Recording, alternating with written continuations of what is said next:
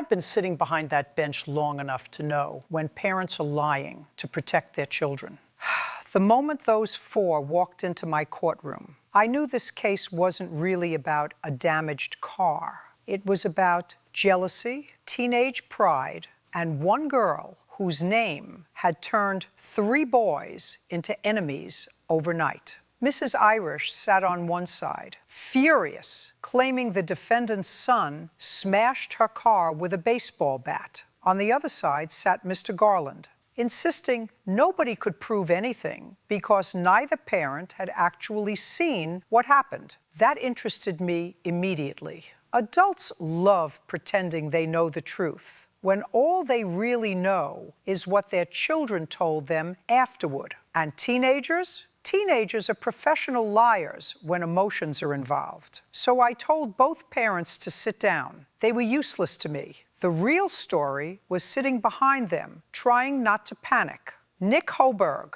Matthew Magruder, Max Garland, 3 teenage boys connected by one girl named Natalie. The second I asked who dated her first, the courtroom shifted. You could feel it, that awkward silence people create when the truth suddenly sounds ridiculous out loud. Nick admitted he dated Natalie first. Matthew admitted he dated her second. Then Max admitted he was currently dating her. I remember thinking, well, this is already headed toward disaster. The timeline made it even messier. Relationships overlapping, friendships blurring into betrayal. Nobody wanted to admit jealousy existed, but jealousy was sitting in the courtroom louder than anybody else. Then I asked what happened the night of the incident, and suddenly every boy became nervous. Not scared, nervous. There's a difference. Scared people worry about punishment. Nervous people worry about getting caught. Nick started telling the story carefully, too carefully. Truthful stories move naturally. Lies move like somebody walking across thin ice. According to Nick, Matthew texted him and asked him to hang out that night. Already I didn't buy it. Teenage boys don't randomly gather at 9 o'clock at night in parking lots unless drama is involved. Then came the first crack in the story. They met at a Qdoba Mexican grill, but they never went inside. No tacos, no food, no hanging out. Instead, Nick parked his car, climbed into Matthew's car, and sat there while Matthew called Max. That changed everything for me because now this wasn't casual anymore. This was planned. Matthew didn't invite Nick out for fun. He invited him as backup. Teenage boys never say that directly. They call it hanging out. Adults call it what it really is, bringing a witness in case things go bad. I leaned forward and asked Nick exactly what Matthew said when Max answered the phone. Nick danced around the details immediately. He wanted to talk. About what? Not necessarily Natalie. I almost laughed. 3 teenage boys connected through the same girl, somehow meeting secretly at night, and I was supposed to believe the girl had nothing to do with it? Please. I've raised children. I have grandchildren. I know teenage behavior better than teenagers know themselves. Most teenagers think adults forgot what being young felt like. We didn't forget. We survived it. Eventually, Nick admitted the obvious. Yes, the conversation was probably about Natalie. Of course it was. Everything was about Natalie. That's when I noticed Matthew avoiding eye contact completely. Interesting. Quiet teenagers are often more dangerous than loud ones because they let anger simmer instead of explode. Nick explained that Matthew got an address from Max during the phone call. Apparently, Max didn't want to discuss things over the phone. He wanted to meet face-to-face, another terrible sign. Teenagers never arrange late-night meetings to calmly resolve emotional problems. They arrange them because emotions are already boiling over. I could feel exactly where this story was heading, but I needed somebody to admit it, so I kept pushing. Now you're going there because Matthew is annoyed with Max, right? Nick hesitated. That hesitation told me everything because hesitation is where truth leaks out. He finally admitted yes. Matthew was annoyed. Annoyed was probably the politest word possible. Angry was closer to reality. Humiliated was probably even more accurate. Teenage boys mistake wounded pride for righteousness all the time. They convince themselves they're defending honor when really they're defending ego. Ego is dangerous at 17. Nick described driving to the address. Silence inside the car, tension replacing conversation. I could picture it perfectly. 2 boys driving through the dark, pretending to stay calm while mentally rehearsing what they planned to say when they arrived. But teenage confrontations never go according to plan because emotions move faster than logic. When they reached the address, Max was already outside waiting. That detail mattered enormously. Waiting means preparation. Preparation means expectation. Expectation means everybody knew this confrontation wasn't accidental. The argument started almost immediately, at first verbal, then louder, then personal. Natalie's name kept circling through the conflict, even though everybody tried pretending otherwise in my courtroom. Teenagers think removing a girl's name from the story somehow removes her from the conflict. It doesn't. She was at the center of every insult, every accusation, every ounce of jealousy. Then came the moment nobody wanted to describe clearly. The physical confrontation. Suddenly, every version of events became slippery. One boy claimed somebody shoved first. Another claimed someone threatened him. Another insisted it was self-defense. Classic teenage testimony.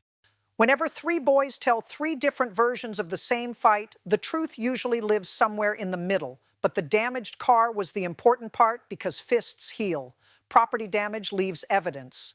Mrs. Irish claimed Max smashed the car with a baseball bat. That's serious. That's not roughhousing. That's rage. I asked where the bat came from. Nobody answered quickly. Another bad sign. Eventually, somebody admitted sports equipment was nearby. Convenient. Too convenient. The story started emerging piece by piece. The argument escalated. Voices got louder. Someone shoved someone else. Threats were exchanged. Then suddenly the bat appeared. Here's the fascinating thing about emotional teenage violence. Afterward, nobody remembers the exact moment they lost control. They remember before. They remember after. But the actual second rage takes over, becomes blurry, because anger moves faster than thought. One moment you're arguing.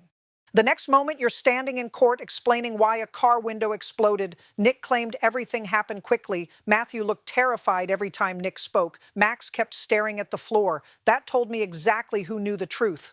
Guilty people are rarely the loudest people in the room. Usually, they're the quietest. I asked Max directly whether he hit the car. He denied it immediately, too fast. Truthful people usually pause because memory comes before response. Liars respond before memory even arrives. Then I asked Matthew what happened immediately after the damage occurred. That question nearly cracked the case open because Matthew revealed emotion instead of facts. He said he was shocked. Not angry, not scared. Shocked. That meant he didn't expect things to escalate that far. The confrontation may have been planned, but the destruction probably wasn't. That distinction mattered.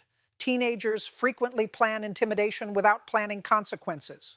But consequences arrive anyway. I started reconstructing the night in my head. Three boys emotionally tangled together through years of overlapping relationships. One current boyfriend, one former boyfriend, one mutual friend stuck in the middle, a nighttime meetup, bruised egos, rising tension, then rage. It sounded less like criminal masterminds and more like immature emotions colliding at full speed. But immaturity doesn't excuse destroying somebody's property. Somebody damaged that vehicle.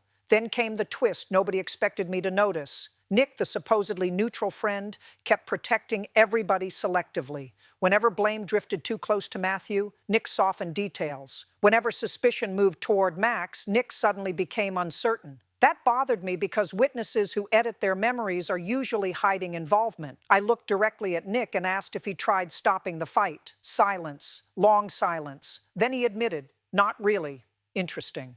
So now we had three teenage boys escalating tension while nobody attempted to calm things down. That's how disasters happen, not because one person loses control, but because everybody stops acting responsibly at the same time. The more they spoke, the clearer the emotional timeline became. This stopped being about Natalie hours before the car was damaged. By that point, it was about pride, respect, humiliation, territory. Teenage boys rarely know how to process rejection, so they transform heartbreak into competition. Winning becomes more important than healing. Suddenly, they're standing in dark parking lots, proving masculinity through intimidation. It's ancient behavior dressed in modern clothing. Then I asked the question that changed the atmosphere entirely. Did anyone threaten anyone before the bat appeared? Another heavy silence filled the courtroom. Courtrooms teach you how to hear silence. Silence has weight. Eventually, somebody admitted threats had been exchanged.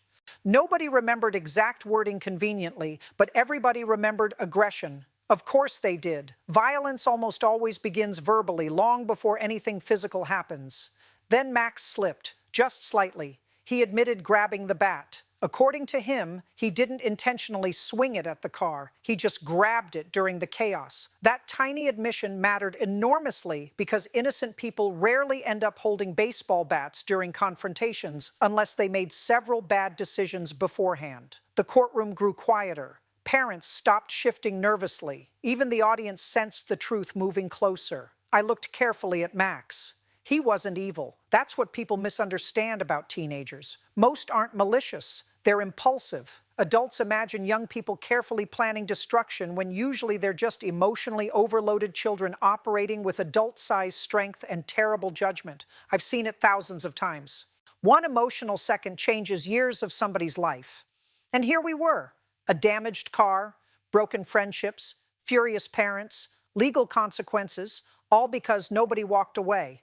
That's the tragedy of adolescence. Everything feels permanent when you're young. Every insult, every breakup, every embarrassment. Teenagers genuinely believe emotional pain lasts forever, so they react as though every conflict is life or death. Adults know better. Usually, the final pieces fell together slowly. Max admitted the confrontation became physical. Matthew admitted he approached aggressively. Nick admitted nobody tried leaving. Once all three admissions sat together, the truth became unavoidable. The car damage wasn't random. It was the emotional explosion at the end of a chain reaction all three boys helped create. Did Max intentionally damage the car? I believed yes. Did he arrive planning to? Probably not. That distinction mattered morally, even if it didn't erase responsibility legally. Then I looked at the parents. They wanted certainty, villains and victims, simple answers. But life rarely works that way with teenagers. Sometimes everybody contributes to the disaster. One brings anger, one brings ego, one brings recklessness. Together they create consequences nobody imagined earlier that night. That's exactly what happened here. The saddest part wasn't even the damaged car, because cars get repaired. What struck me most was how quickly friendship became poisonous once romance entered the picture. At one point, these boys trusted each other, hung out together, shared memories. Then jealousy entered quietly and rewrote everything. That's why I tell young people something they hate hearing. Temporary emotions create permanent consequences. That night began with texting, then driving, then talking, then arguing, then threats, then violence. Every step felt small while it was happening, but consequences don't arrive step by step. They arrive all at once. By the end of the hearing, the boys looked exhausted, not defiant anymore, just tired, reality finally catching up with them. I delivered my ruling carefully because teenagers remember humiliation forever, but sometimes they also remember wisdom. I told them something simple. If your pride becomes more important than your judgment, your life becomes unnecessarily difficult. A girl is never worth destroying your future over. Neither is ego. Neither is proving toughness. The courtroom laughed during parts of that case, but underneath the humor sat something serious. Three young men learning how dangerous emotional immaturity becomes when nobody chooses to walk away. And honestly, that lesson was worth far more than the damaged car.